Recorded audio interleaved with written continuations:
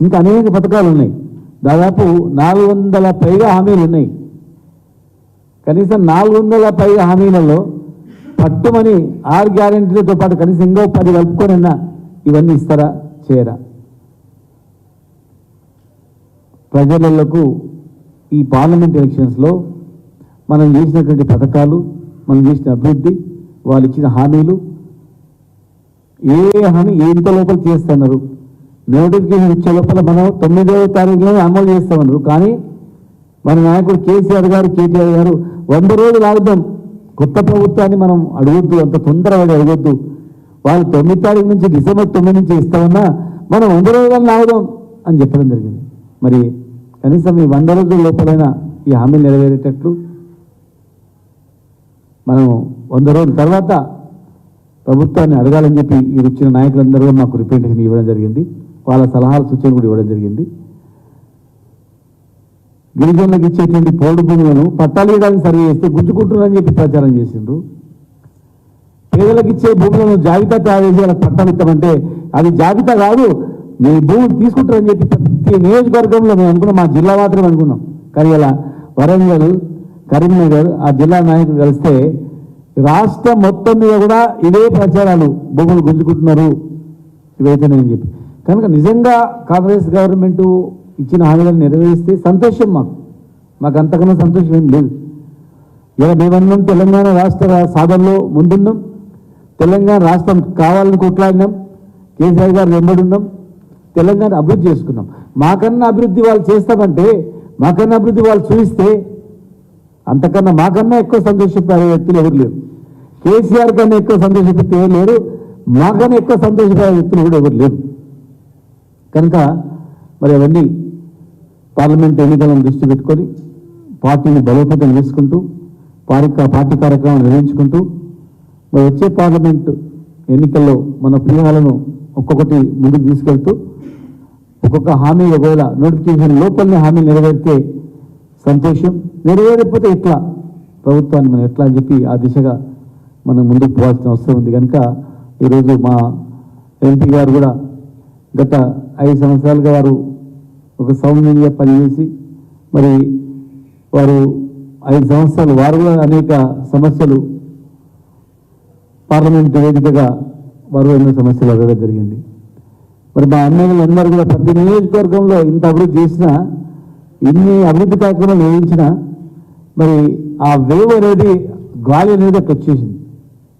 ఆ వేవ్లో పక్కన కర్ణాటక ఎలక్షన్ కావడం, అక్కడ ఏం జరుగుతుందో హామీలు నెరవేరినాయా లేదా అని తెలుసుకోకపోవడం, మీరు ఇచ్చిన హామీలు జరుగుతాయనేటువంటి నమ్మకం రావడం, రకరకాల కారణాల వల్ల మరి ప్రజలు కాంగ్రెస్ పార్టీకి ఓటు వేయడం, మరి 9 రోజుల్లో చేస్తున్నవి ఇప్పుడు కాకపోవడం ప్రజలకు అర్థమవుతోంది.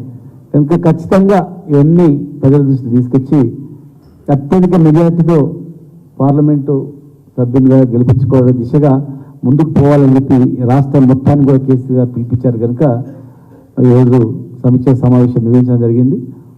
తదుపరి కార్యక్రమం ఎట్లా చేయాలని చెప్పినది మా కేసీఆర్ గారి ఆదేశాల మేరకు మా కార్యనిర్వాహక అధ్యక్షుడు కేటీఆర్ గారు సందేశాన్ని ఇస్తారు. ఖచ్చితంగా మంచి చేస్తే, ఇవన్నీ హామీలు నెరవేరిస్తే స్వాగతిస్తాం. ఖచ్చితంగా మేము తెలంగాణ అభివృద్ధి కావాలని తెలంగాణ తెచ్చుకున్నాం. వివక్ష లేకుండా నీళ్లు, నిధులు, నియామకాలతో పాటుగా తెలంగాణ అన్ని రకాల అభివృద్ధి కావాలని అనుకున్నాం. ఈరోజు కాంగ్రెస్ పార్టీ ఇవన్నీ చేస్తామంటే, ఇచ్చిన హామీలు నెరవేరిస్తే అందరికన్నా ఎక్కువ సంతోషపడే వ్యక్తులం మేం. మరి ఎంతవరకు నెరవేరుస్తూ చూసి దాని తర్వాత నెక్స్ట్ మా నాయకుని ఆదేశాల ప్రకారం చేస్తాం. కనుక ఈరోజు అందరూ ఎంతో ఉత్సాహంగా 7 నియోజకవర్గాల్లో మాజీ శాసనసభ్యులతో పాటుగా ముఖ్య నాయకులందరూ కూడా వచ్చి మరి వారి వారి సూచనలు, సలహాలు పార్టీ బలోపేతం చేయడానికి మరి అనేక సూచనలు ఇవ్వడం జరిగింది. కనుక ముఖ్యమంత్రి గారితో అన్ని నియోజకవర్గాలు అయిపోయిన తర్వాత మళ్ళీ నెక్స్ట్ ఏం చేయాలనే కార్యక్రమాన్ని వారి ఆదేశాల మేరకు ముందుకు తీసుకెళ్తామని చెప్పని మరి వచ్చిన పెద్దలందరికీ మనస్ఫూర్తిగా పేరు పేరున కృతజ్ఞతలు తెలియజేస్తూ జై తెలంగాణ, జై కేసీఆర్. తెలంగాణ రాష్ట్రం మొత్తానికి కూడా ఎక్కడ కూడా ప్రకటించలే కదా, ఎక్కడ ప్రకటించలేదు. రెండు మినహాయించి మిగతా ఎక్కడ కూడా అందరి అభ్యర్థులు ప్రకటించడం చేయలేదు కదా. ఇప్పుడు మా ఎంపీ గారు మంచిగానే పనిచేసిండ్రు. నెక్స్ట్ ఏంటనేది ఎట్లా అనేది పార్టీ నిర్ణయిస్తుంది. పార్టీ అభ్యర్థి విషయంలో ఎక్కడేం చర్చ రాలేదు. వచ్చిన అభ్యర్థి మంచి పనిచేసినని ఉంది.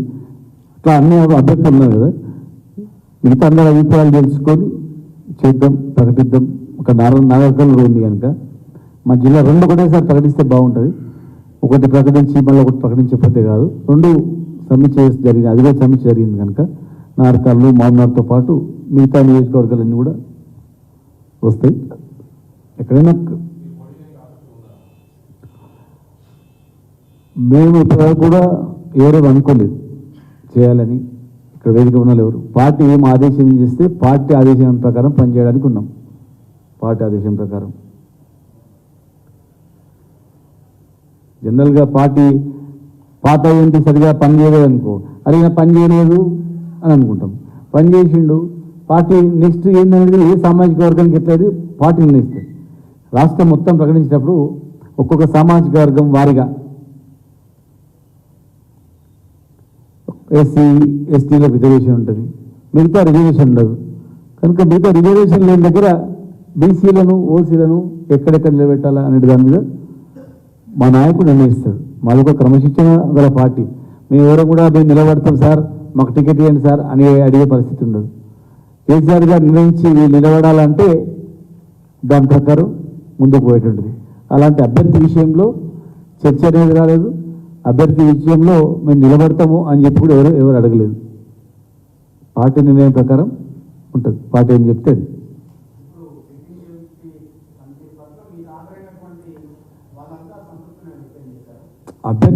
అభ్యర్థిత్వం అనేది ఎక్కడ రాలేదు, వ్యతిరేకత అనేది ఏం రాలేదు. దాని మీద అభ్యర్థి అనే అంశమే చర్చకు రాలేదు. అభ్యర్థి అనేది ఓన్లీ సమీక్ష జరిగింది. నిన్న కూడా నార్కల్ పార్లమెంట్ సమీక్ష జరిగింది. సిట్టింగ్ ఎంపీ కూడా వచ్చిండు. ఎంపీ విషయంలో చర్చ జరగలేదు. మా నాయకుడు ఏది నిర్ణయిస్తే ఆ రోజు ఖచ్చితంగా దాని ప్రకారం ఉంటుంది. లాస్ట్ ఇయర్ వీరిని నిలబెడతామని చెప్పిండ్రు. ప్రకటించిన తర్వాత మేము చూస్తాం వారిని, వారితో పాటు కట్టుబడి అందరం పనిచేస్తాం. అట్లా పార్టీ ఏ ఆదేశం ఇస్తే పార్టీ ఆదేశాలనుగుణంగా పనిచేసేటువంటి పార్టీ మాది. ఒక చిన్న 1% కూడా డిస్ప్యూట్ లేకుండా, చిన్న డిస్ప్యూట్ లేకుండా మా నాయకుడు ఏం చెప్తే అది కనుక సామాజిక వర్గాలు వారు చూసి చేస్తారు. కార్యకర్త అంతర్గతంగా తీసుకుంటారు. బహిరంగంగా ఎవరు నిలబడతారని అట్లా అడిగితే అడగడానికి ఉండదు కదా. అంతర్గతంగా టైం ఉంది, మస్తు టైం ఉంది కదా. అభ్యర్థి అనేది మా పార్టీలో ముఖ్యం కాదు, గెలుపు ముఖ్యం దాని మీద అంతే.